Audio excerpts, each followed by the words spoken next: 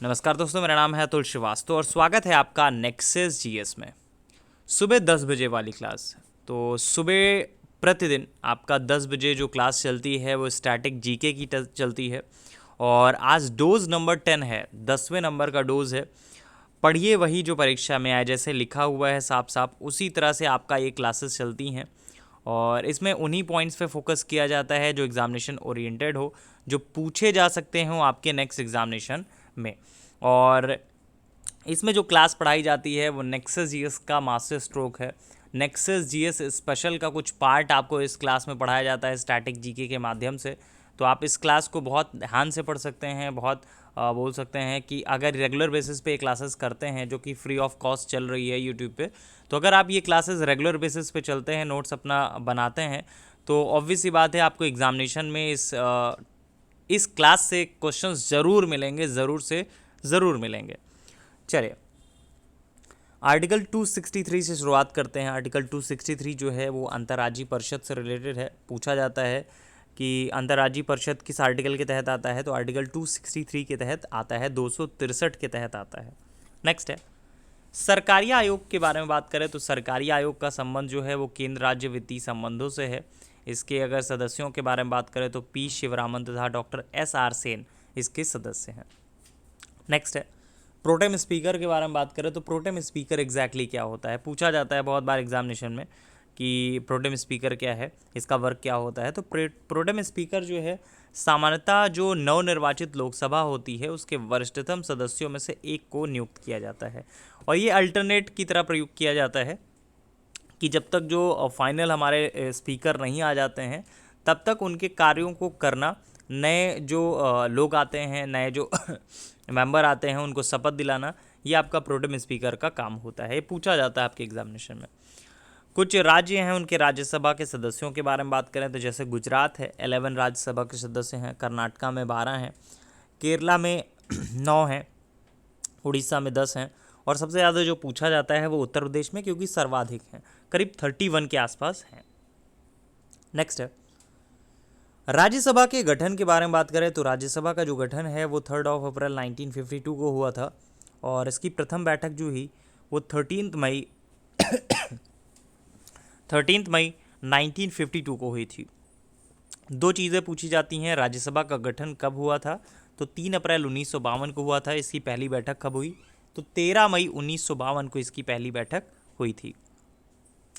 Next है लघु हिमकाल के बारे में बात करें तो लघु हिमकाल के टाइम पीरियड के बारे में पूछा जाता है। तो 1300 से 1870 के काल को लघु हिमकाल माना जाता है।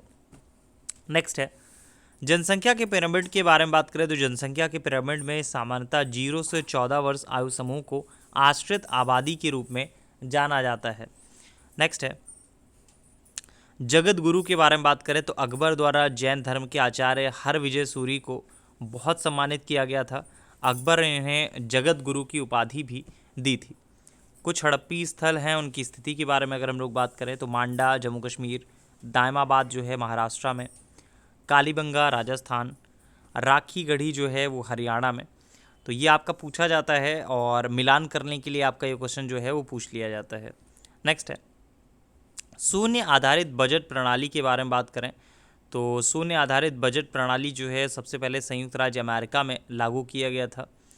नेक्स्ट पॉइंट है मेहर कुल के बारे में बात करें तो मेहर कुल जो है हूण शासक तोरमाड़ का पुत्र तथा उत्तराधिकारी था और यह अत्यंत क्रूर तथा अत्याचारी शासक था। यशोधर्मन ने हूण शासक मेहर कुल को पराजित किया था। नेक्स्ट है भूटान से रिलेटेड एक क्वेश्चन बहुत पूछा जाता है, एनवायरमेंट से संबंधित है, ऑब्वियस सी बात है सभी में पूछा जा सकता है। तो भूटान सरकार ने अपने देश में कुल भौगोलिक क्षेत्रफल के कम से कम 60% भाग पर वन बनाए रखने के लिए संवैधानिक प्रावधान किया है। वर्तमान में भूटान का लगभग 72% भूभाग जो है वो आपका वनों से आच्छादित है। पूछा जाता है कि कौन सा ऐसा देश है जिसका 60% प्लस जो क्षेत्र है वो वन से आच्छादित है, तो भूटान है। कुछ संस्थान के बारे में बात करें तो जैसे Indian institute of handloom technology वो आपका वाराणसी में है, भातखंडे संगीत संस्थान लखनऊ में है, Rajiv Gandhi institute of technology ये आपका केरला में है। नेक्स्ट है बोडो के बारे में बात करें तो बोडो जो है भारतीय संविधान की 8वीं अनुसूची में स्वीकृत भाषा है और इसे 92 नंबर के संविधान संशोधन अधिनियम 2003 द्वारा 8वीं अनुसूची में शामिल किया गया है। नेक्स्ट है नरेगा मनरेगा से काफ़ी क्वेश्चंस एग्जामिनेशन में पूछे जाते हैं और लगातार पूछे गए हैं और पूछे जाते भी हैं। तो राष्ट्रीय ग्रामीण रोजगार गारंटी अधिनियम जो नरेगा है वो 5 सितंबर 2005 में पारित किया गया था। इसे 2 फरवरी 2006 को इसकी शुरुआत प्रधानमंत्री डॉक्टर मनमोहन सिंह द्वारा आंध्र प्रदेश के अनंतपुर जिले में बंदापाली गांव से की गई थी। 2 अक्टूबर 2009 को इसका नाम बदलकर महात्मा गांधी ग्रामीण रोजगार गारंटी अधिनियम मतलब मनरेगा कर दिया गया। ये पॉइंट बहुत इंपॉर्टेंट है, बहुत पूछा जाता है आपके पेपर में।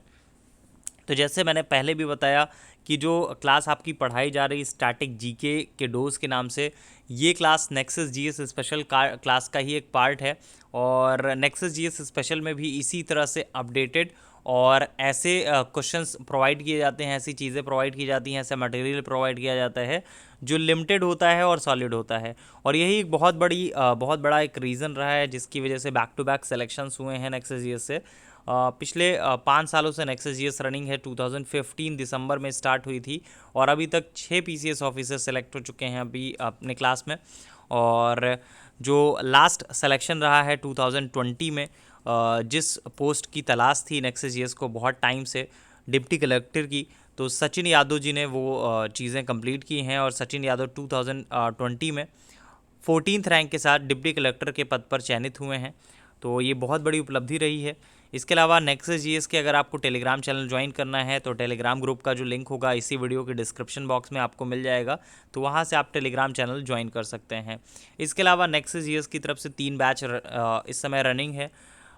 यूपी पीसीएस प्रीलिम्स जो कि 24 अक्टूबर को है, हाई कोर्ट का आरओ जिसका करंट और जीएस का पार्ट आपको कवर अप कराया जाएगा।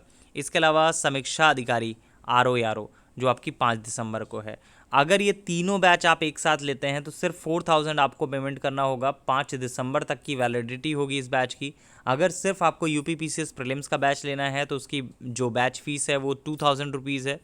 इसमें आपका टेस्ट वगैरह हर एक चीज़ इंक्लूडेड है। इसके अलावा सिंपल अगर आपको आरओ हाई कोर्ट लेना है तो उसकी जो फ़ीस है वो 2000 रुपीज़ है। और उस बैच में आपको जो मिलेगा वो आपका जीएस और करंट का जो पार्ट है वो मिलेगा और इसके अलावा इसके कुछ टेस्ट पेपर्स मिलेंगे। ऑलमोस्ट आपका 10 टेस्ट पेपर्स हैं वो आपको मिलेंगे। इंग्लिश वगैरह का पोर्शन जो है वो कवर अप नहीं कराया जाएगा, ठीक है। और अगर ये तीनों बैच आप एक साथ लेते हैं तो 4000 का पेमेंट करना पड़ेगा। समीक्षा अधिकारी जो आयोग की तरफ से होता है जिसका पेपर 5 दिसंबर को है, उसकी हर एक चीज़ आपको कराई जाएगी मैथ और रीजनिंग को छोड़ के। इसके अलावा यूपी पीसीएस प्रीलिम्स में भी आपका सेम यही है, मैथ और रीजनिंग को छोड़कर सब कराया जाएगा। सीसैट के 5 टेस्ट पेपर आपको कराए जाएंगे यूपी पीसीएस प्रीलिम्स में। ऑलमोस्ट आपका हर एक चीज़ कराया जाएगा, तो आपको परेशान होने की ज़रूरत नहीं है। अगर आप ये बैच ज्वाइन करते हैं तो आपको कहीं से भी कुछ अलग से पढ़ने की आवश्यकता नहीं है। अभी भी आपके पास समय है, ऑलमोस्ट आपका 50 डेज़ के आसपास बचे हुए हैं। जितना भी समय बचा हुआ है अपने आप को दीजिए और जितना अधिक से अधिक आप उन चीज़ों पर फोकस करें जो एग्जामिनेशन ओरिएंटेड है। बहुत अधिक पढ़ने से बेहतर है कि आप लिमिटेड पढ़ें और सॉलिड पढ़ें। चलिए फ़िलहाल के लिए इतना ही। Thank you so much.